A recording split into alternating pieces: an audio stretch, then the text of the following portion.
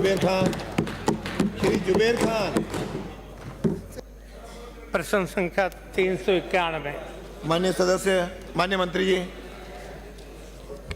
माननीय अध्यक्ष महोदय, जी हाँ, अलवर जिले के मत्स्य औद्योगिक क्षेत्र में कुल 71 केमिकल इकाइयां हैं, जिनकी सूची परिशिष्ट ए पर संलग्न है। रीको द्वारा अलवर जिले के मत्स्य औद्योगिक क्षेत्र में सीवरेज ट्रीटमेंट प्लांट की स्थापना नहीं की गई है। खंड 2, मत्स्य औद्योगिक क्षेत्र में स्थित जल प्रदूषणकारी उद्योगों द्वारा लापरवाहीवश दुर्घटनावश औद्योगिक उचिष्ट के इकाई परिसर के बाहर नाले में प्रवाहित करने की संभावना से इनकार नहीं किया जा सकता है। इसके अतिरिक्त उद्योग के घरेलू उचिष्ट मत्स्य औद्योगिक क्षेत्र के आसपास के गांव रीको कॉलोनी से भी घरेलू उचिष्ट जनित होकर मत्स्य औद्योगिक क्षेत्र के नालों में प्रभावित होते हुए हंस सरोवर बांध में पहुंच रहा है।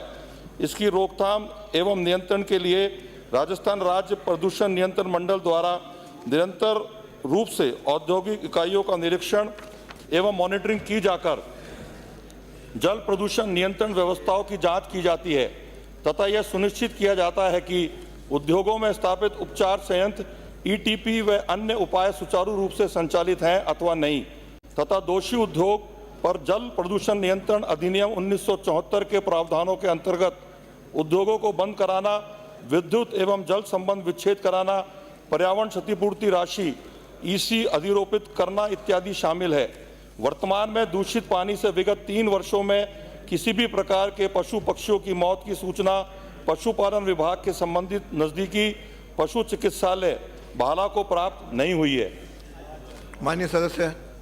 अध्यक्ष महोदय, मंत्री जी भी अलवर जिले से आते हैं। 71 केमिकल इकाइयां लग रही हैं, लेकिन कोई एसटीपी वहाँ नहीं लगा हुआ है। ये सारा पानी बह के जाता है हंस सरोवर में। पानी का कलर चेंज हो गया। पशुओं को ये 90 से तो मैं ये मामला उठा रहा हूँ बार बार।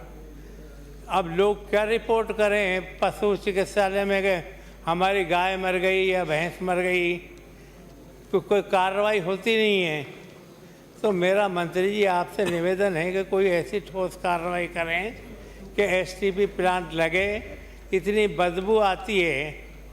आपका तो कभी कभी गांव है रहा है, वहाँ जाके देखिए शाम को क्या हालत होती है। लोग खाना नहीं खा पाते, इतनी मक्खियाँ आ जाती हैं, मच्छर। माननीय सदस्य प्रश्न पूछो। तो मैं तो टू द पॉइंट ये निवेदन करना चाह रहा हूँ अध्यक्ष जी, प्रश्न पूछो आपके माध्यम से कि आज इस बात को 35 साल हो गए, कभी न कभी तो इसका निदान कराइए। चलिए। और आज आप अलवर के मंत्री होके इसके निदान नहीं करा पाए।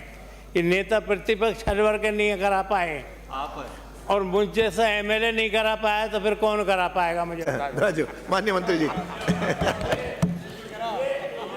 करके अलवर का जरूर कल्याण कराएंगे। अभी भी अलवर के पास ही है, पहले भी अलवर के। माननीय अध्यक्ष महोदय, माननीय मंत्री जी बोलो। रामगढ़ से आने वाले माननीय सदस्य ने जो पीड़ा व्यक्त करी है, निश्चित रूप से उस पीड़ा से चाहे मैं हूं चाहे नेता प्रतिपक्ष हों, क्योंकि हम उसी जिले से आते हैं और बिल्कुल नज़दीकी हमारी विधानसभा लगी हुई है और दिल भी नजदीक है और हमारा दिल भी बहुत मिला हुआ है, हम भली बात ही जानते हैं। लेकिन और जो विश्वास आपने अपने इस भाई पे व्यक्त किया है, निश्चित रूप से माननीय मुख्यमंत्री जी के निर्देशानुसार कोई ना कोई ठोस नीति बना करके इस समस्या का निस्तारण, स्थायी समाधान करूंगा, ये मैं आपको विश्वास देता हूं। साथ ही साथ सीटीपी अथवा एसटीपी की स्थापना का विषय उद्योग विभाग, रीको तथा औद्योगिक एसोसिएशन के विशेष परियोजन वाहन से संबंधित है। तथापि राजस्थान राज्य प्रदूषण नियंत्रण मंडल द्वारा इस संबंध में भी यथा आवश्यक प्रयास किए गए हैं। रीको लिमिटेड अलवर से प्राप्त जानकारी के अनुसार मत्स्य औद्योगिक क्षेत्र में सीटीपी की स्थापना हेतु मैसेस अशोका लीलैंड के पीछे 20,000 वर्ग मीटर भूमि का आवंटन किया जा चुका है, ये जानकारी आपके पास है। तथा मत्स्य औद्योगिक संघ से प्राप्त जानकारी के अनुसार एसपीवी मत्स्य वेस्ट ट्रीटर्स एसोसिएशन का गठन भी किया जा चुका है। अतः इस संबंध में रीको लिमिटेड उद्योग विभाग द्वारा इस संबंध में यथाशीघ्र सीटीपी की स्थापना के संबंध में उचित निर्णय लेकर उसके क्रियान्वयन हेतु आवश्यक कदम उठाना जरूरी है।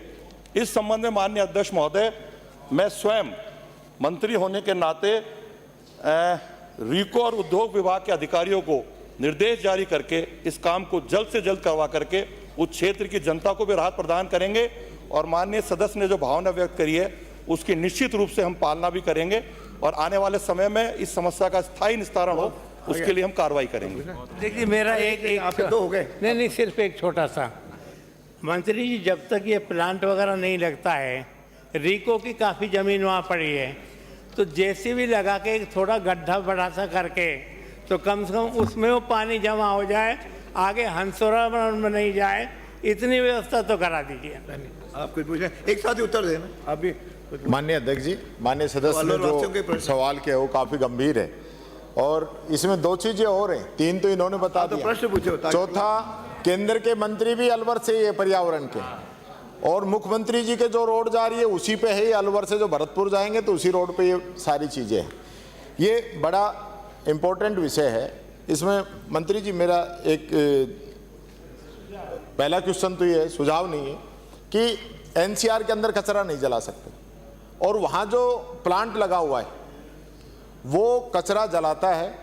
पोल्यूशन विभाग के अंदर रिपोर्ट है, खुद मैंने फ़ोन किया है, पोल्यूशन डिपार्टमेंट ने उस पर कार्रवाई करने के लिए लिख दिया, लेकिन उस पर कार्रवाई नहीं हो रही। शाम के समय तो कोई जा नहीं सकता। अध्यक्ष जी, ऐसी हालत रहती अब ये है कार्रवाई- जैसे कि कोहरा छाया हुआ हो, इतनी धुंध है।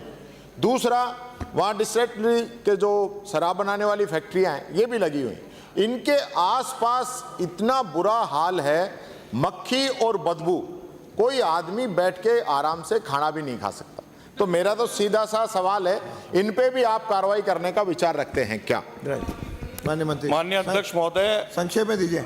रामगढ़ से आने वाले माननीय सदस्य ने और माननीय नेता प्रतिपक्ष ने जो कचरा जलाने की बात रखी है, निश्चित रूप से वहाँ संवर्धककर्ता के द्वारा कचरा जलाया जा रहा है और ये भी सही है कि पॉल्यूशन डिपार्टमेंट द्वारा उसके खिलाफ कार्रवाई करने सुनना के तो लिए पड़ेगा, लिखा गया पहले क्या हुआ, अभी है। क्या आने वाले समय में उसके खिलाफ कार्रवाई भी होगी और जिन शराब इकाइयों के बारे में आपने सदन के माध्यम से मुझे अवगत कराया है, आने वाले समय में उनके खिलाफ भी कार्रवाई की जाएगी।